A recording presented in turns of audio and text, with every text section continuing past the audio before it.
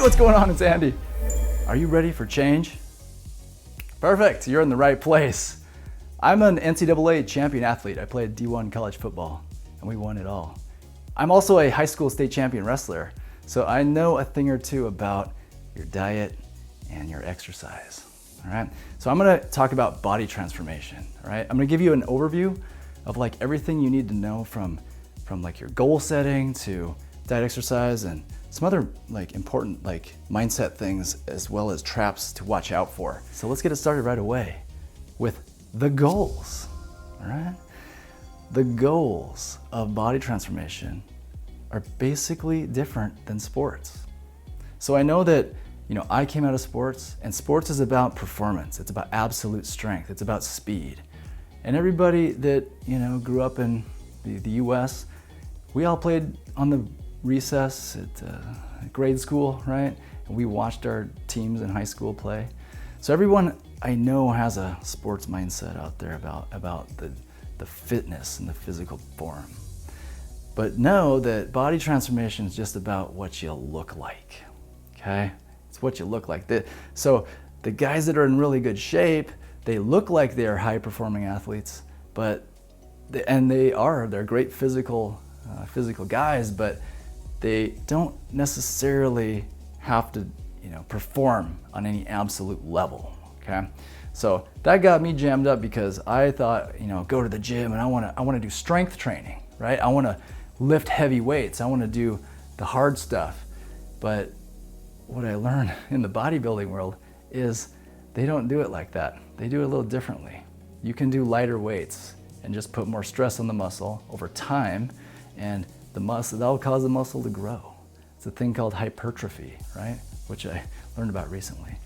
Because, you know, having done all these great accomplishments in sports, never needed to hear about that because, you know, the goal was absolute performance, all right? So understand that it's about what you look like, okay?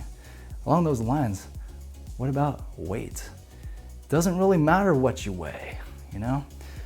Something that I learned is that muscle is more dense than fat. Like fat takes up more volume for the same amount of weight. So you could actually lose fat and gain muscle and weigh the same amount.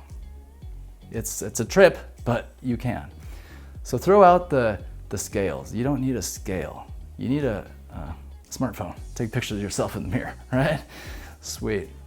Now the scale is a tool for figuring out your progress over time and calculating your like lean mass and stuff, but it's really that's not the goal. The goal isn't weight. The goal is just what you want to look like, right?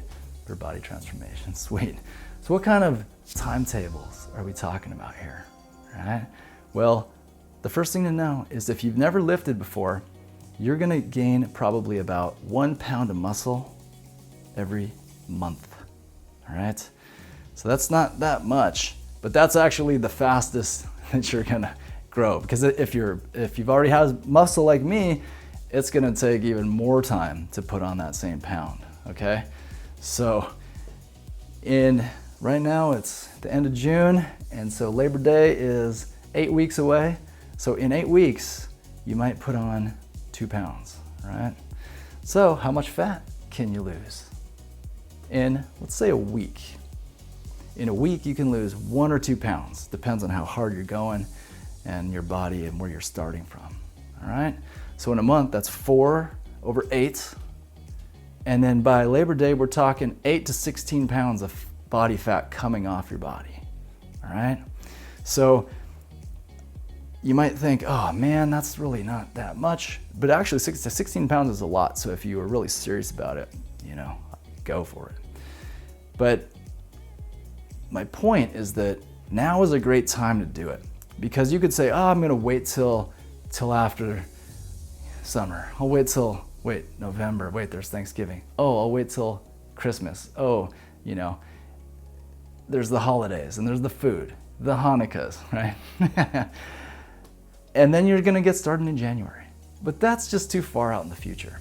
Also, if you get started now, it's very motivating, right? You see the people out there in the bikinis and the board shorts, and that's motivating. So it helps motivate you. So now's the time to start, even though, you know, it's gonna take longer than 8 weeks to really get really hit your goal, right?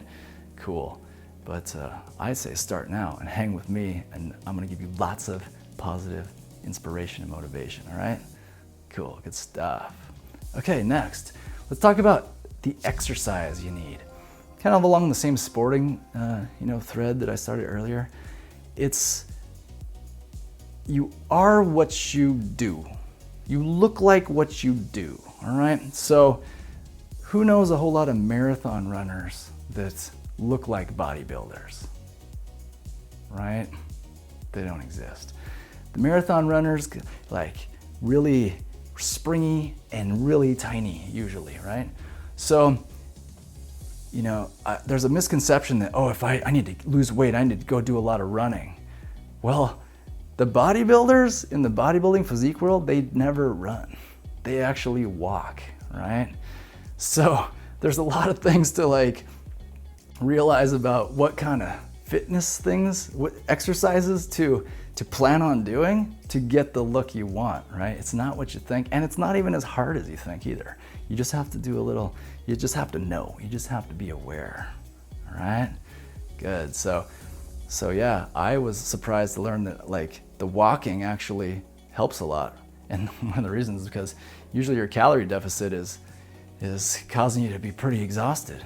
But that means you can still go and walk some more, all right? But keep in mind, that doesn't mean I don't like it or it's struggling. It's actually not. I just want to run because I'm used to it, right? I like to tear into stuff, but man, when you're tired at the end of the day, it's hard to run, but you can still go for a walk. It's beautiful, it's nice, all right? Good. So what about the nutrition too? So the nutrition is really where this is at.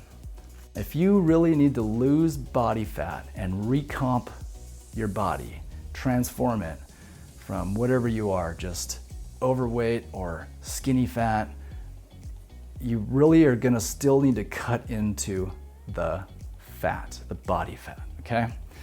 So the way to do it is you have to macro track. You track your food intake all week, and I'll explain that in another segment here. But you track it every week. And so on average, every day, you wanna be below the calories you burn, calories in, calories out, below it by about 500 to 1,000 calories a day, all right? And so over time, like if you measure it by weeks, you wanna be under at the end of the week, okay? Even on splurge days, and you account for that, you subtract out of days that you're really on point. But that is the goal, 500 to 1,000 calories under, and you can sustain that for a long time, all right? And this is where I didn't, so I wrestled in high school. Man, we used just brute force diets, right? And it was just like, don't eat and then run your butt off until you sweat out the weight, right? And the timetable is shorter. The timetable is just like a couple days, right? And also, too, I have fasted, all right? So I did, this was a couple years ago, I did almost made it 5 full days. And I could have made it longer than that. I could have made it, who knows? With my grit, I probably could have went until I keeled over. But I stopped after 5 because I was like, now after 3 days, I think I can just keep going indefinitely. And what I noticed is at the gym, I started to kind of get just weak, and I felt myself shrinking. I could feel myself getting smaller. So if you have a longer timeline, I actually recommend a fast to start with. So you can wrap your mind around being hungry and, you know, toughing through some tough times mentally. I mean, it's really, it's fun. It's a fun challenge. Like, I did it for the personal challenge. But if you are starting a transformation and you have a long time frame, there's some key things your soul will learn when you fast. So you might want to do a 2-day or 3-day fast or something and start it off like that. It's cool, but it doesn't help for your muscle retention, okay? So back on track here. This diet, what the bodybuilders use, by keeping under your calorie budget per day and keeping your protein intake at a certain level, okay, that's important, will help you retain the muscle on your body and still be able to burn fat off of the top, okay? All right, so there you go. That's a broad overview. Now, you might have a very specific need, right? You might want to focus on building muscle versus losing belly fat, right? But this is what you needed to know. So, all right, you guys are in good hands, okay? Got it all? Good. Hey, don't forget to subscribe and share this video with someone who might find it useful. All right, thank you. I'm gonna talk about diet and nutrition and how that relates to your body transformation. And I've got 4 different key concepts that are gonna help you out, okay? All right, here we go, let's get started. All right, the first one is this, and that is, know that your body transformation is essentially the same thing as your diet transformation. Okay, you are what you eat, all right? So I've been eating a lot of chicken breast lately, and that's why I look like a chicken breast right now. I look like a chicken breast. It's true though, I kind of do. I also ate a carrot for lunch, and so I was like, do I look like a carrot? I kind of do though, if you think of like a carrot like this, you know, like a carrot, but anyways, I look more like a chicken breast, all right? So, back on track here. You are what you eat, all right? And I think that there's a myth that if I go to the gym and I learn the fitness thing like on point and ins and outs of like all your body and stuff, that's gonna be the way that I look great. So that's part of it, but it's not the primary part. The primary part is your nutrition. Because if you don't get the right amount of protein and have carbs to build that protein up into your body, you're just gonna be treading water. Is that what it's called? Yeah, you're gonna be treading water, right? So you gotta nail the nutrition part, okay? All right, good. All right, the second key concept is know your macros.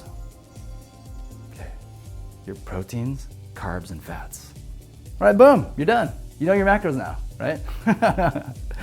But yeah, that's important to know, all right? Is that you've gotta know what you're eating all through the day, all right? So I'm talking about the easy way to diet, all right? So the hard way is by suffering through hunger, okay? The easy way is hitting like exactly what you want to hit so it's not hard physically to do, all right? And the way to do that is by accounting for everything you eat, everything, all right? Say you eat an almond, right? Boom, you gotta account for that, all right? With a tool that I'll tell you about in another segment, so hang tight on that. But you account for it, right? If you eat an egg, you gotta account for that. Pop quiz, are there carbs in eggs? The answer is no, there's no carbs. So when you start tracking, you're gonna learn all kinds of stuff, right? Like all the ketchup you put on your food is actually quite a few carbs, right? So for you kids out there that are eating hot dogs and French fries with lots of ketchup, that's the way you're gonna look like a hot dog, all right? So keep in mind, you wanna learn your macros as accurately as possible early on. So that way you're gonna be in tight margins of error as you go down the line, okay? And it's actually kind of hard the first week to learn about everything if you haven't had any familiarity with it before. But if you have, then you'll learn really quick, and your learning curve is more like this, all right? Okay, hard in the beginning, easier later, all right? Cool. And what should you be eating, all right? And this is the third takeaway, and that is, you should be eating a lot of protein. You should be eating 1 gram per pound of your lean mass of body weight. Okay, whoa. Man, that is a lot of math, right? It's actually really easy. Let's say you weigh 140 pounds. You need to eat 140 grams of protein per day, okay? And that means about 2 large chicken breasts per day. That is how you're gonna get that, that physique, right? For the guys, the big shoulders, the arms. Girls, if you want to get snatched, you want to have toned legs and you want to have nice arms, maybe some shoulders a little bit, right? You gotta eat protein, right? And so that's the secret weapon. The protein is the secret weapon, all right? That's good. Now, when I say your lean mass, it means that like, if your body fat, it depends, everyone's starting in a different place, right? So if your body fat is like say 20% or higher, like you might weigh 160 pounds on the scale. Well, maybe probably not with that makeup, but 160 pounds, call it 160. You don't want to eat 160 grams of protein per day because you're accounting for the fat. So you subtract the fat off your body and then that is your actual lean mass. There's a bunch of calculators online. You've got time to figure it out, right? But for me, for instance, as an example, I just checked my body fat today, and to the best of my knowledge, I think I'm at a 8.5% body fat, which is really lean. I haven't been this lean since high school wrestling, to my knowledge, right? So there's still fat on me though, and my lean mass is actually 150 pounds, okay? So I need to eat 150 grams of protein per day instead of 163, right? So make sure you calculate your lean mass and then you will be on target, right? When you take your shot, okay? If you're off by a lot, you're not even gonna get close to the target, okay? So I recommend figuring out your lean mass, and then that way you don't overeat every day and then make it hard on yourself. Another really cool tip is when you eat the protein, if you eat it first in the meal, it fills you up, it satiates you. So you don't keep eating extra, calories and make it hard on yourself later to burn them off, okay? So eat the protein first, and then you feel full, and then you won't have to eat everything else, and you won't struggle through hunger, okay? And if you do, stay tuned for another segment. You'll learn how to change your mind about how that hunger feels, all right?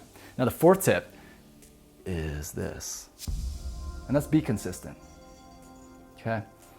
That's really one of the main challenges, is anyone can do this for a day, but it's stringing together multiple wins, okay? That's gonna actually start to carve away your body fat, all right? So I can tell you, you can do it. You can definitely do it, but it's gonna take some like commitment to saying, yes, I am looking ahead months in time and I'm gonna be sticking with this for months, right? So if you know that right away, then it'll be a lot easier to be like, okay, yeah, okay, well, I've got a long ways to go, so I'm not gonna give up, I'm not gonna quit, right? After this next weekend and I had a setback and I ate some pizza or whatever, I'm not just gonna quit and throw my arms up and just start eating, right? No, I'm gonna account for that, and then I'm gonna get back on track, okay? So a good way to look at it is, it's like what you eat in a week really is what matters. So like on Monday, you know it's a school night, so you are, speaking of eating French fries and hot dogs, right? School night, you're gonna be under your calorie deficit, you're gonna be under, and then you're gonna account for that on the weekend. You might splurge a little so that your net week is under, right? And if you don't splurge at all, you'll get there even faster, right? But life happens, right? So sometimes it just happens, especially if you haven't done it for a long time.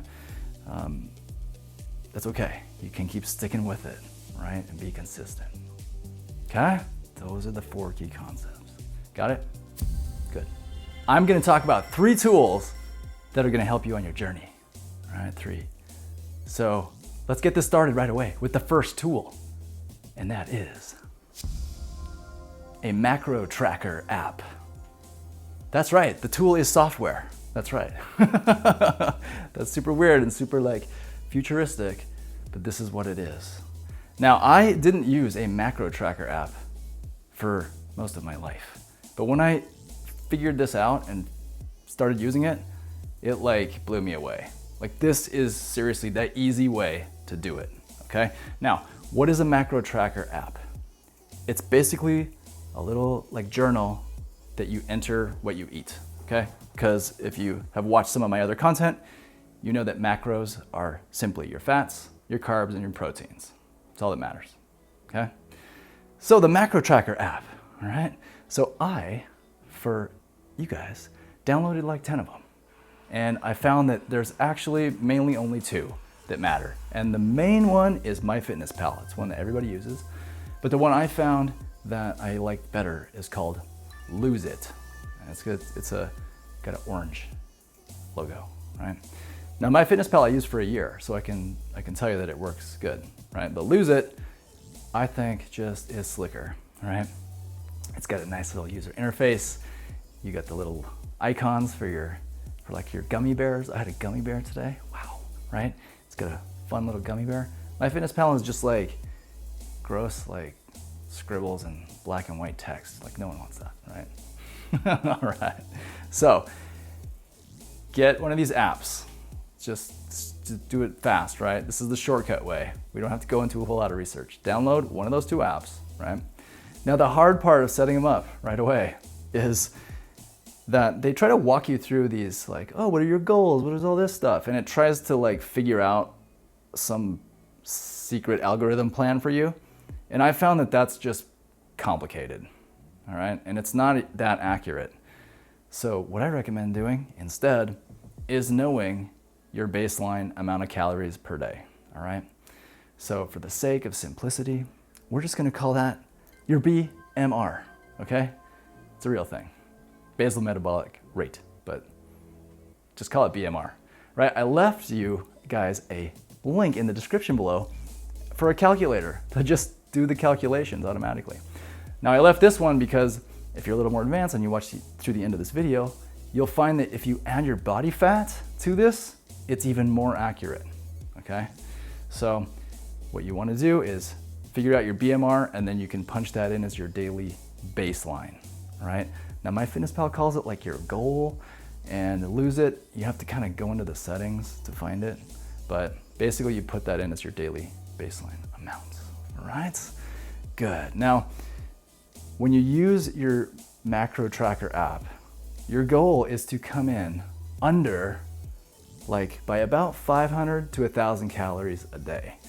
That's in the ballpark of how much under you want to come so that you can maintain that sort of effort without losing too much of your metabolism, right? Because your metabolism will like shut you down if you are too hungry. So if you starve yourself too hard, you're gonna try to go to the gym the next day and you're just gonna be like, oh, I can't even move, right? So if you come in under about 1,000 or so, then you actually have enough energy, right? And that's why the macro tracker app is handy, is because without tracking everything you eat and everything you do, you're not gonna have any clue at the end of the day how many calories net you are, right? I know, because I did it for years and I thought I could kind of keep track just as a running tally, and you just can't. Because if you need to come in by that much of a margin, like 500 or 1,000, you pretty much have to write everything down in the app, okay? So, it's actually kind of fun using the app too. Like, don't get scared away by it. It's not that scary, right? I was intimidated by it before. I thought it was like too crazy. It's actually not. It's just really simple, and it's a really handy tool, okay? So, have some fun, punch in what you eat, and everything should be good. A hot tip before I move on to the next tip. Hot tip is that the BMR that you calculate is what your body uses just to stay alive. And that's like, for instance, if you woke up in bed and you just laid there and didn't move, and then all day, and then at nighttime you went back to sleep again. That's your BMR. So in MyFitnessPal, you want to plug in any calories you burn. Now getting up, going to work, and coming home is like, basically don't enter that. But here's one thing that I found actually makes a pretty big dent in your daily calories, is hard thinking. So I know you smart guys and girls with me are hard workers and hard thinkers. So that can burn about 100 calories an hour, okay? When I was filming these videos, it actually takes a lot of mental processing here. I was like, man, I am like something's off with my calories at the end of the day. Yeah, it's because really hard thought actually burns calories, right? So, hey, I went to grad school. So when you are thinking hard, right? Man, your brain is like tired at the end of the day and you're like shaky, right? But I've also had easy jobs too. Like I worked at the front desk at a swimming pool, right? When the lifeguards rotated through. And at the front desk, I just answered calls and I told people what time the pool was closing, right? That takes 0 calories, okay? Graduate school, studying for finals, that's 100 calories an hour, okay? That's about the maximum you can allow for. But say you have a tough job and you were like really thinking hard all day, that might be like 500, 700 calories, right? It's probably not 700. I doubt it's really hard to think for 7 hours all day, but you don't actually do it, right? All right, cool, good, got it. Now that's enough to send you on your way. The second tool that's gonna help you shred is a food scale. That's right, a food scale. Now hold on, I know you're probably gonna like close the video and be like, oh, screw this guy's scary. No, it's not. I thought a food scale was crazy myself, right? But here's... I don't have an answer for that. Is there something else I can help with? No, thank you. Okay. All right, I'm gonna leave that in the video. The food scale is helpful so that you're not way off the mark, okay? It's not so that you measure every little morsel you put in your mouth all day, all right? Okay, take for instance, I like chicken breast from Costco, right? It's a good value and it's high in protein, but each pack weighs a different amount, right? So my dad came over last week and we had a game where we guessed how much each one weighed, right? So the first round, we were pretty close. Each one was like 20 ounces. The second round, the chicken was heavier. So my dad guessed 25, I guessed 23 ounces. Guess how much it was? It was 37 ounces. So we were off by like 50%, right? So that's why the food scale is really handy to have. If you're like eating something, you're like, I actually don't know how much this weighs. You can just drop it on the scale, right? Now another thing too is like if you're snacking on stuff like say almonds, right? The bag just says a gram of almonds is X amount of calories. So you don't really know, it's hard to tell. So you might discover that you're eating like 5 times as many almonds, right? So that could, throughout the course of the day, could completely blow up your 500 to 1,000 deficit. So the main reason to have a scale is so that you basically can learn the first go round how much stuff actually weighs, and then you don't have to use it in the future. Then you can kind of eyeball it, right? So that's why a food scale is handy. Perfect. All right. Oh, I'm gonna tell you a little story too. I had a friend and she had the food scale and she was really, really thin. And so when she said she had a food scale, I was like, ooh, maybe she has an eating disorder or something. I don't know what's going on. It's just scary. So I understand the the trepidation to get a food scale, right? But trust me, it's really handy. And so after I got it, I was like, hey, I'm sorry. I never told her that, but she was right. It works. It gets you skinny, all right? Now, the final tool that's gonna help you on your journey is body fat calipers. Yeah, that's right. They are like this like pinchy tool that measures how many millimeters of body fat you have on your skin, okay? And I have left you a link down below to the ones I bought, and they're like 12 bucks. So there's no excuse not to know what your body fat is. But the reason why I thought these were great, and my whole life have never used these. I used them one time in high school wrestling. Someone had some, they measured me once, I don't even know what it was, okay? But I now, just a month ago, bought some, and it's really handy. The reason is because you can take multiple measurements and you have your own time. The skin measurement test is a good proxy for what you visually look like, which is pretty important, right? I jumped in the hydrostatic tank. They had one outside of the gym last summer. And man, little quick story. Those things are kind of scary. There's a tank of water and you get in it and you have to exhale all the air out of your lungs and go upside down in the water. And you have to hold still for like, I think like as long as you can, but like 5 seconds. Man, it was like a horror movie, I thought, because I don't do well underwater without air, especially if you blow the air out of your lungs. So anyways, it took me like 4 attempts to hold still enough before I came out gasping. Anyways, that lady had fun, like sadistically, like watching everybody gasp for air as they came out. But I got a measurement of 16%. Now, I might have been 16% last summer, in all fairness, but right now I am at, I believe if the calipers are right, somewhere between 8 and 9% right now, right? So I don't know if you can see, but there's like some veins popping out here, and this isn't the best lighting to show the physique, right? But that calipers are a helpful tool to get you in the ballpark of what roughly body fat percentage you are, okay? So I know there might be some trepidation, like, I kind of don't want to know what it is. That's not gonna help, man. If you wanna be shredded, it helps to know, and this is the cheapest, most accurate tool I think that you can get is the calipers, right?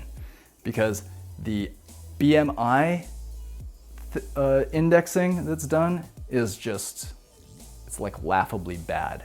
It's kind of like the food pyramid. They just measure your height and your weight, and there's like a big chart. And I always come in overweight, right? Because they assume that I weigh so much for my height that it's fat. It just makes assumptions about your body fat percentage. That's why the calipers are like a great tool to have, all right? So, got it? Good. I'm gonna talk about exercise when it pertains to being hungry, right? On your journey to getting shredded. That's what this is about, man. It's about really working out with a calorie deficit. And that's different from when you have lots of calories when you're trying to grow your muscle, right? So there's some nuance and tricky things in here that a lot of people don't really talk about that are really important to know up front, okay? So keep in mind too, these tips in the video are meant to just put it on your radar and give you some awareness so it's on your, so in the back of your mind, you're like, oh, okay, I remember that. I'm gonna go hunt for more information, okay? Good, all right, because a lot of times it's just all about awareness. Like sometimes you just simply hadn't heard of it before, okay? Well, after I'm done with this segment, you're gonna know, all right? Good. All right, let's talk about some myths, all right? I got 3 myths for you. The first myth about exercise when it comes to getting shredded is that you have to do a lot of cardio, okay, to get lean. It's not true. It's actually not true. This more or less was something that I thought for a long time too, but you don't have to do it.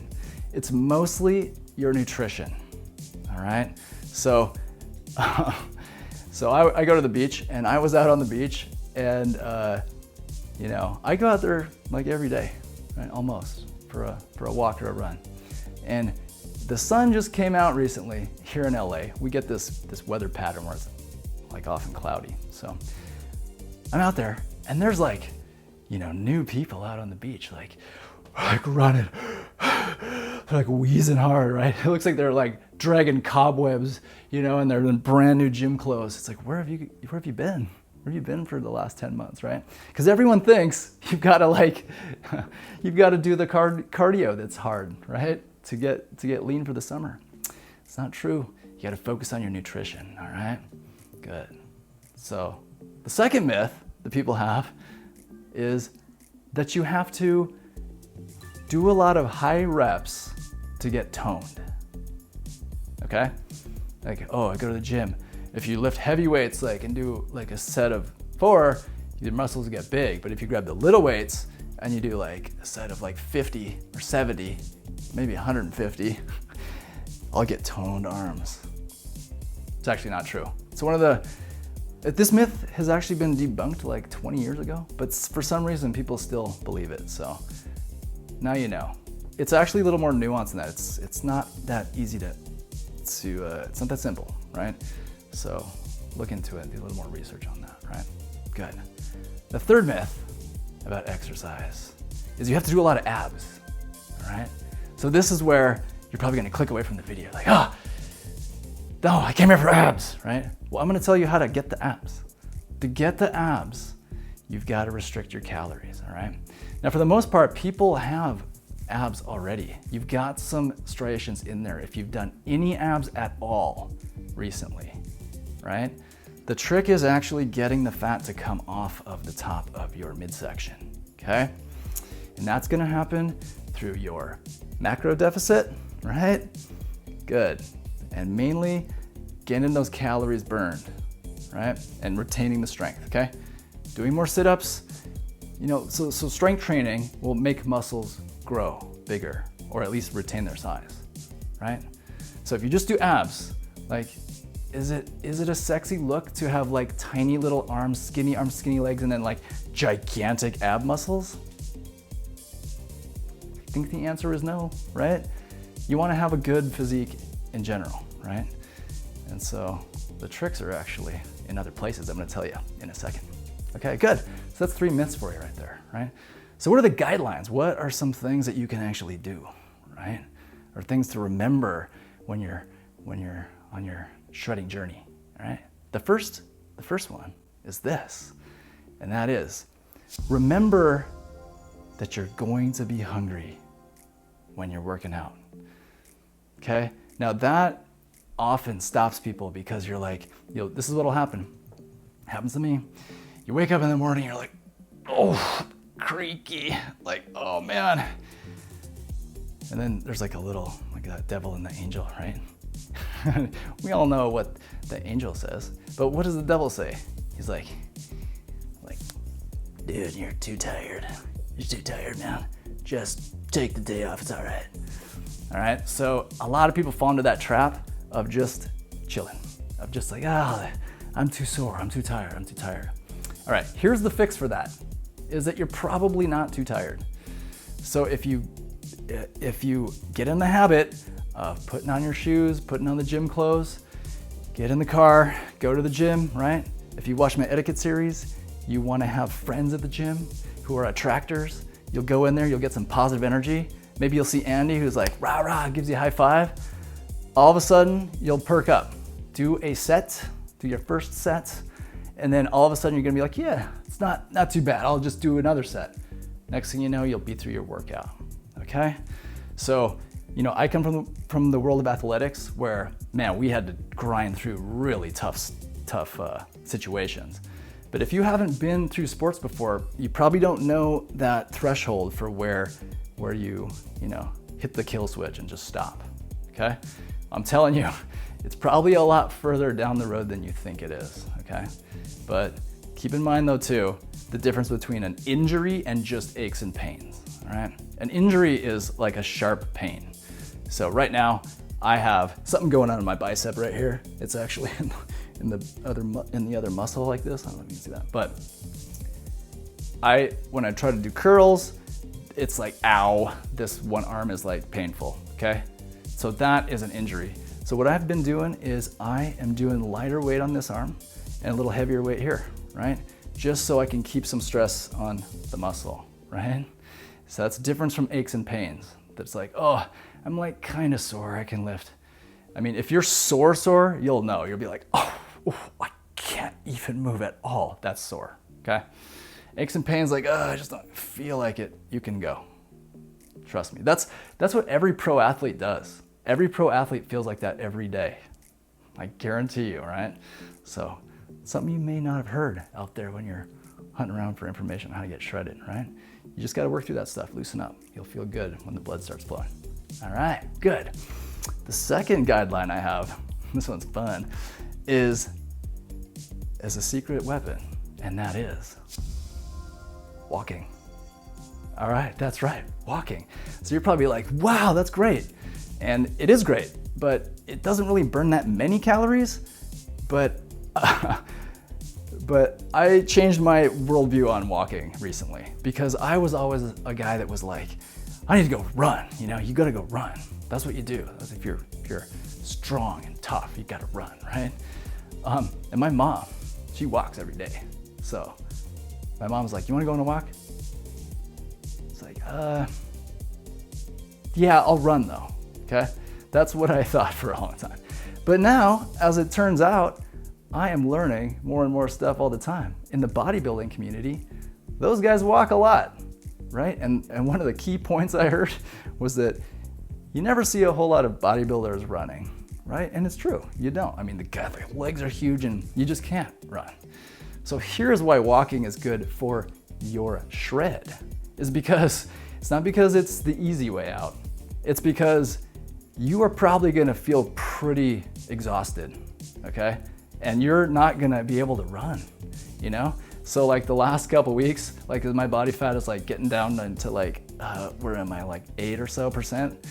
Like if I try to go out to the beach and try to run, I can only go like a few 100 feet and then I'm dead.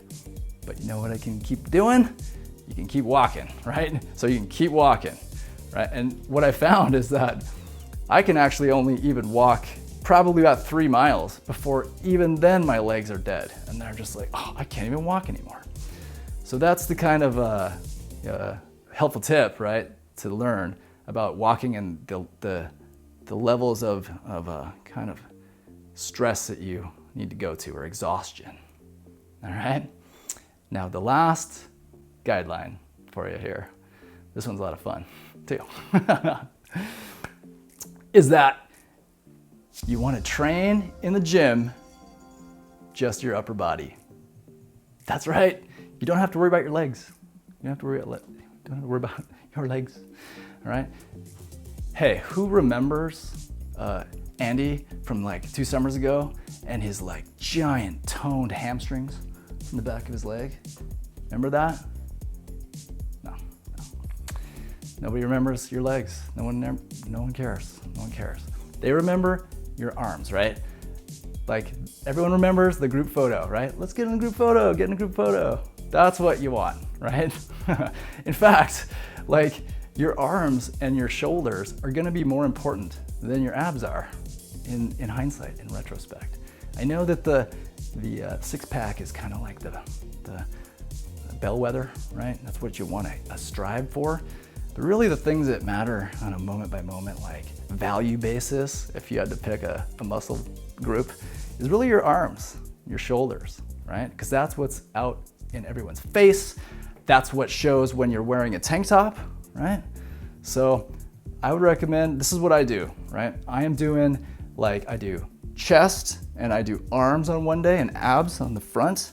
And then on the second day, I do back, rear delts, and I do one set of quad extensions, all right, just for fun. But to keep it simple, you only have about an hour before you run out of gas for anything at the gym.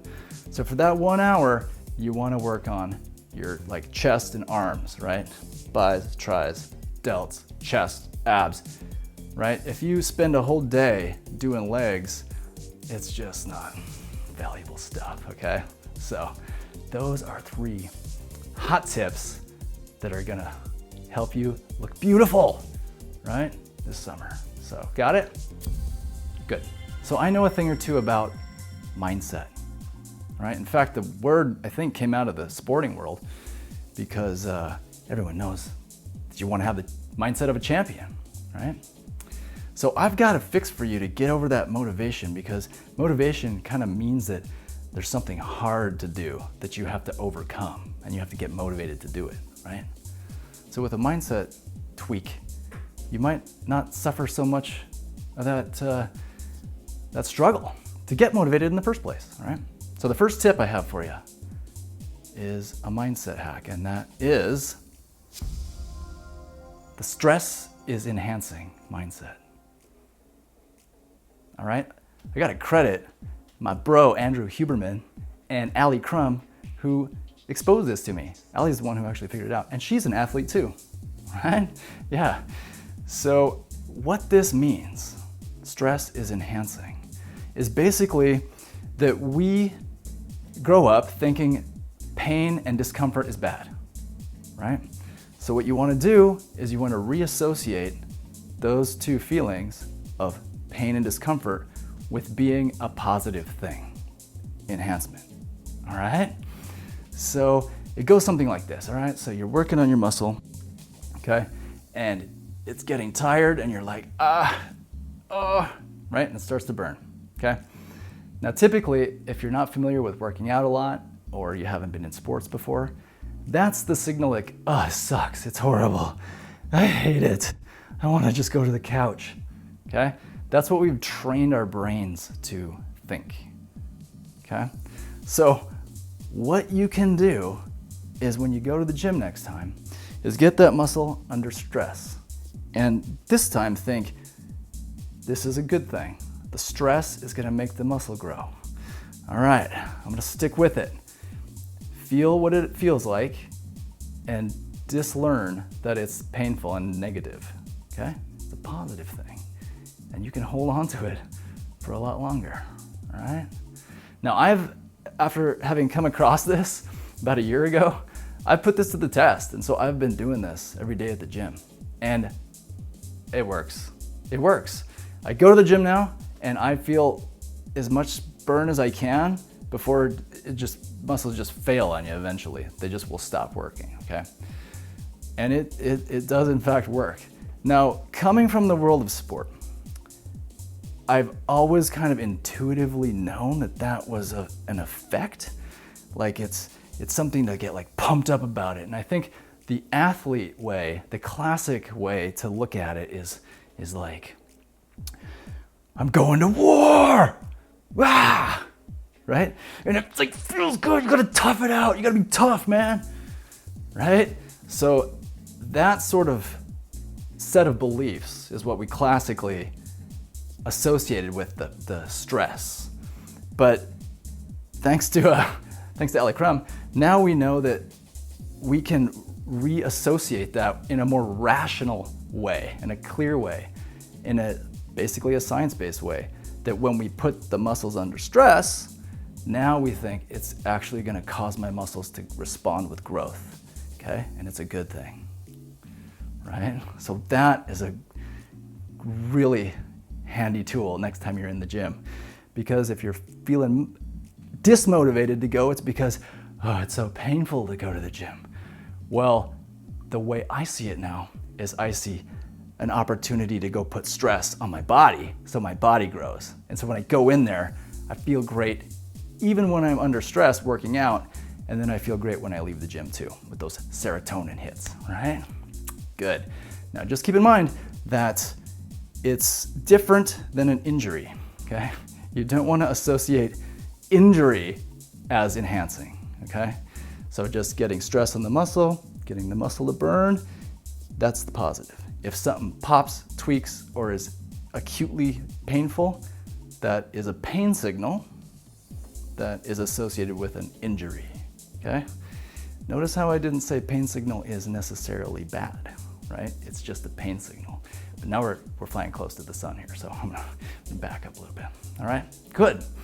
So now I've got another mindset hack for you too, because we're talking about exercise and nutrition, right? And so both of these things take fortitude and temperance, respectively. In fact, the latter takes some fortitude as well, because it ain't easy to diet. It's pretty tough, okay?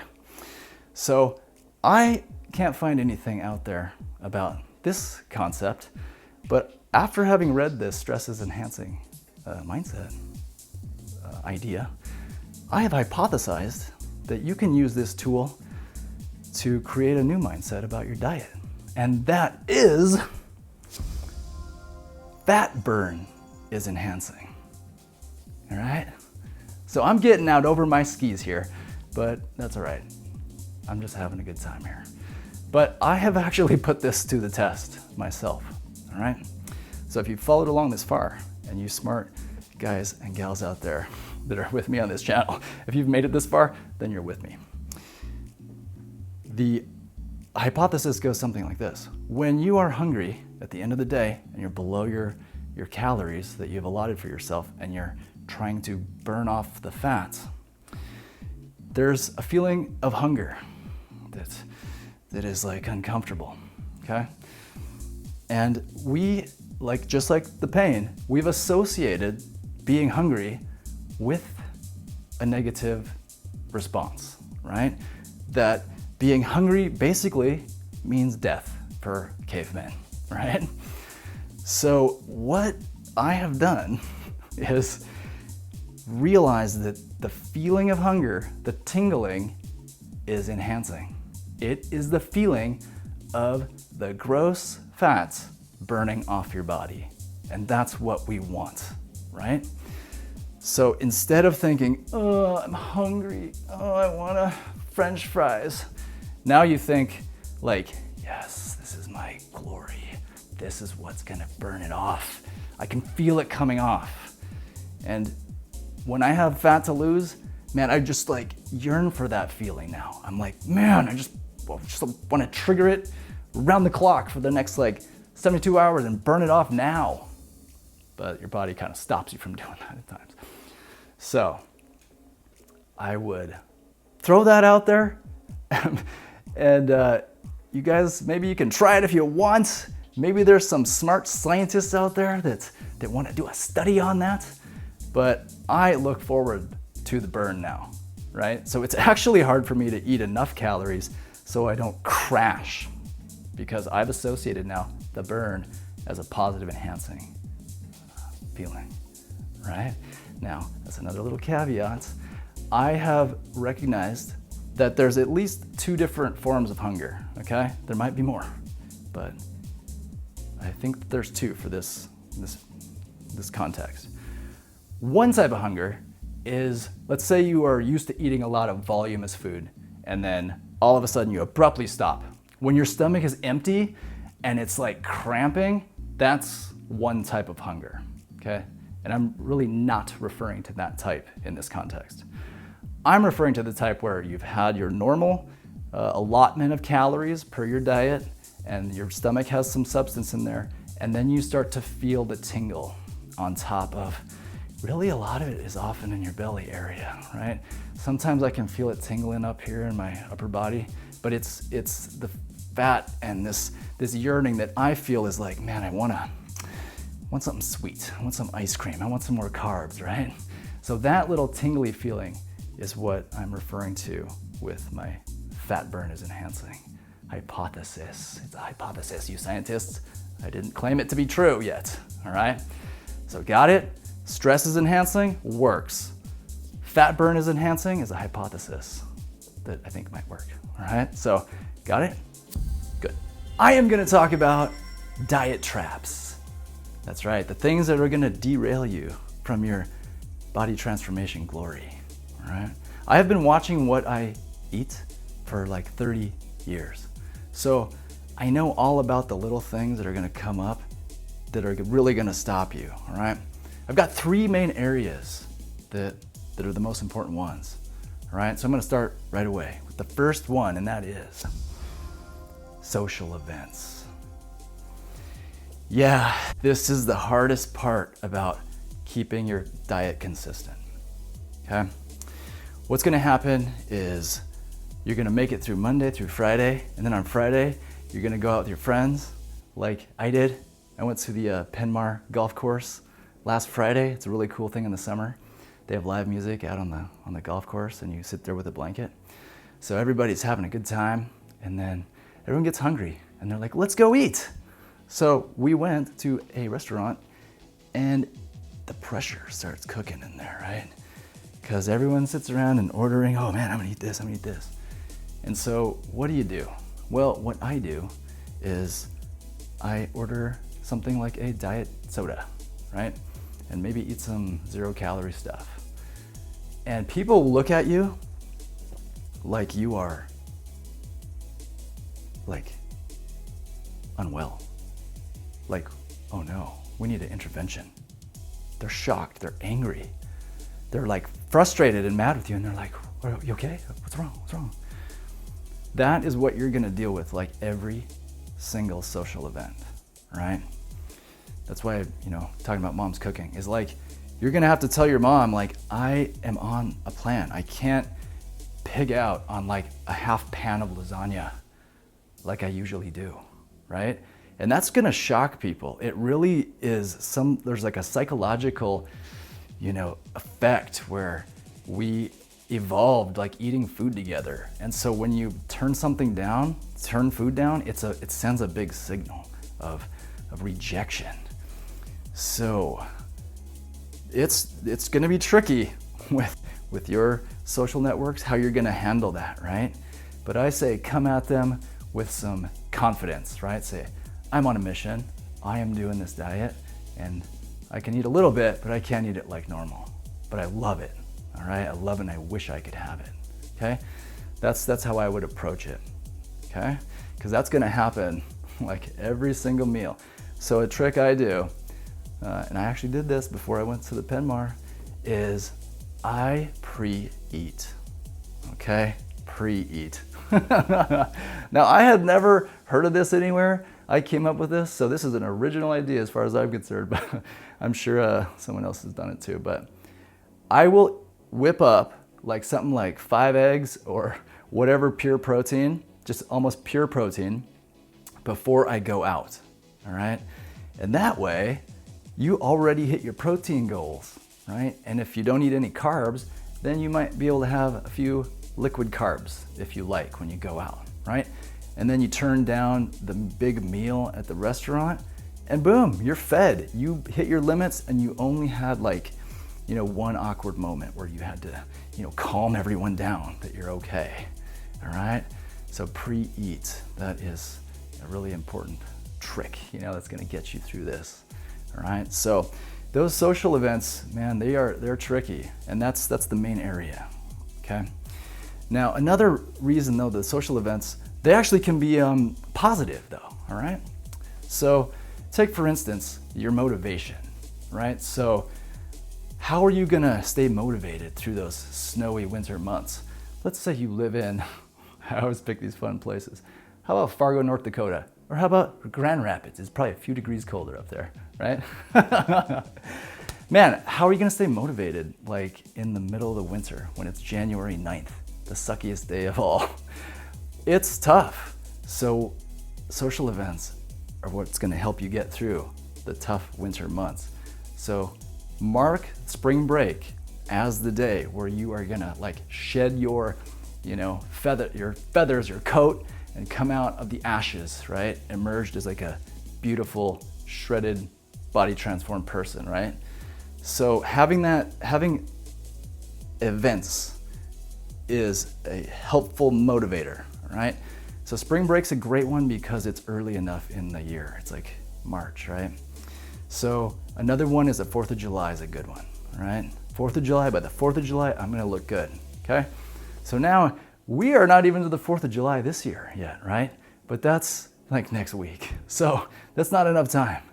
But setting those social events as reasons to get you motivated is a good thing, right? Labor Day is another one.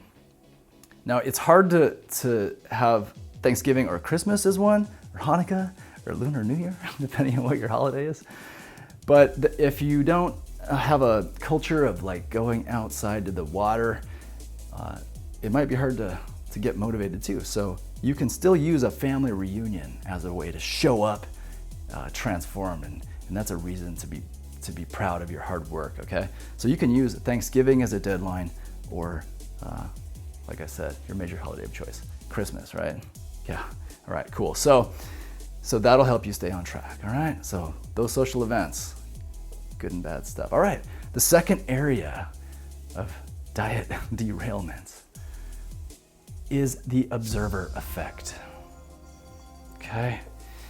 Now, I did some research beforehand and I can't seem to find any solid information on this. So this is just my firsthand experience over 30 years, right? So it goes something like this.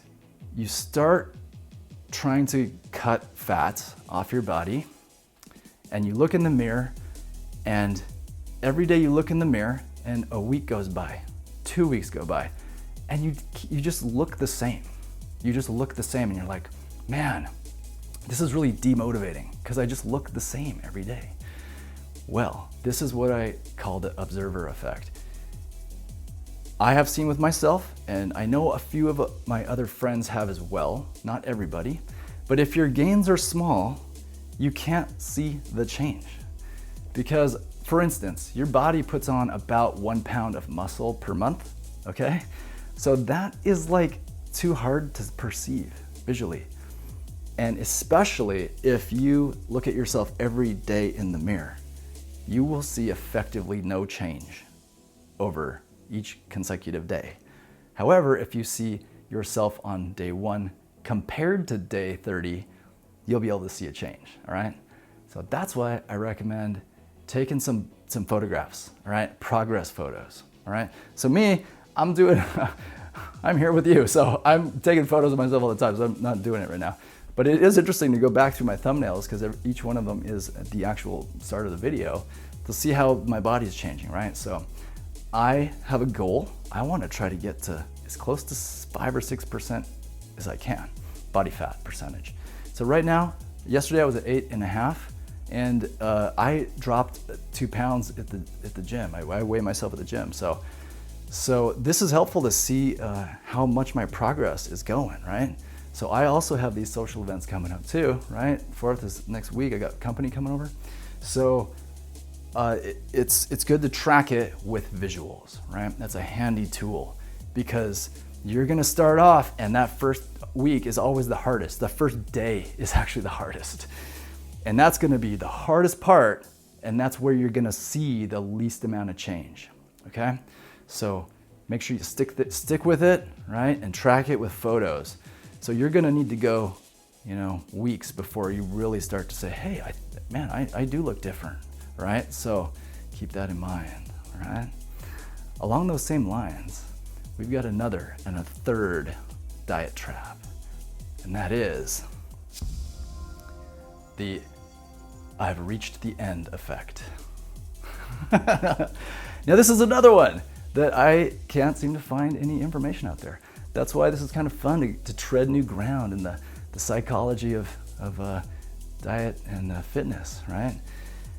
But man, I have realized that this is a major effect that could get in your way for body transformation glory, right? It goes something like this. You might be familiar with going to the gym and doing a set of 10, right? Okay, a set of 10. And what happens is you get to 10 and you're like, okay, 10. And you're like, I'm done. And you feel tired, right? You feel like you have reached the end. And you literally actually believe that you are at the end, right? And then a cute girl walks by and you get the bar back off and you're like 12, 16, 22, 24, 20. Then all of a sudden you have all this energy, right? It is the effect where your brain kicks you out, hits the stop button, the halt, they pull the breaker, right?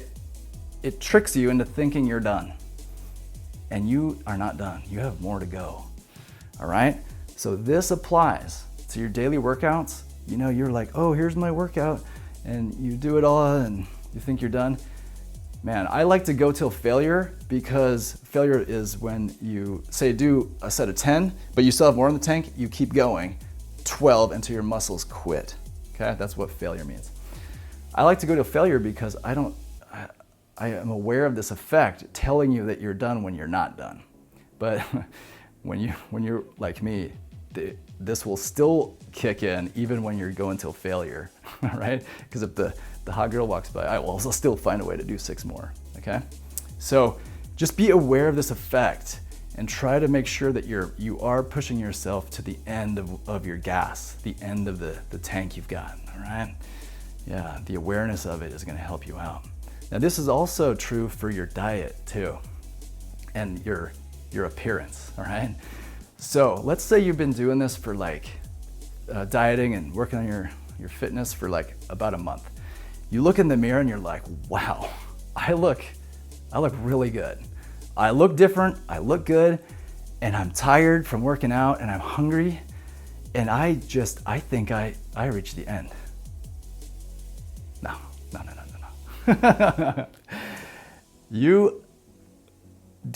you have more. You've got more, right? And I've learned this in all different dimensions of my life, man. Like, the best one is wrestling, right? High school wrestling. When you think you're tired, you have more. There is more in the tank, right? So when you are on your way down, losing body fat, there is more. So the point right now is that it is wise to be aware of the I've reached the end phenomenon or effect, right? So once you're aware of that, you can catch yourself and say, wait a minute, nope, I can keep going more, all right? So, following that same train of thought, if you've been dieting a month, you might have to take a little leveling off. They call it a deload week. I don't know, this terminology is kind of crazy, but you basically kind of take it easy for a week, eat at your budget, and then you can start again. So your diet doesn't just go like this perfectly to your goal. It's like this. That's what it does, all right? So keep that in mind. It's like your body will, basically try to psych you out and like stop you and trick you all the way down to the end. Because like I said before, we have evolved with a caveman mentality to stay alive and to eat the food and to rest when you need to conserve it. So you have to override that instinct, right? All right, good. So be aware that you are probably not to the end. Now, if you get to like say where the range that I am in, probably like, well, I'm at 8.5% body fat now.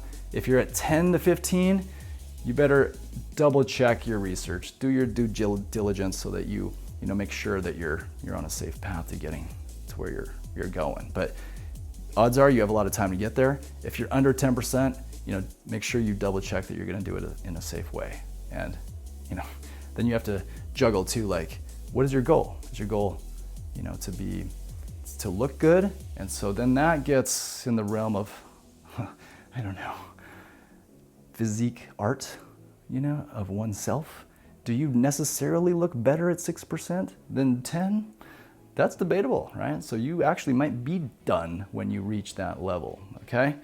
But the odds are you probably are still gonna keep looking better until you get down to the 12 to 15% range, all right?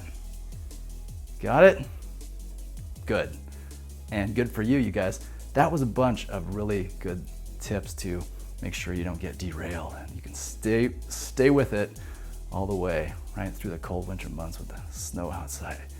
Oh man, it's like nice and warm in LA right now. I don't want any snow. I bet you don't either, right? All right guys, thanks for sticking with me. Ready? Let's go.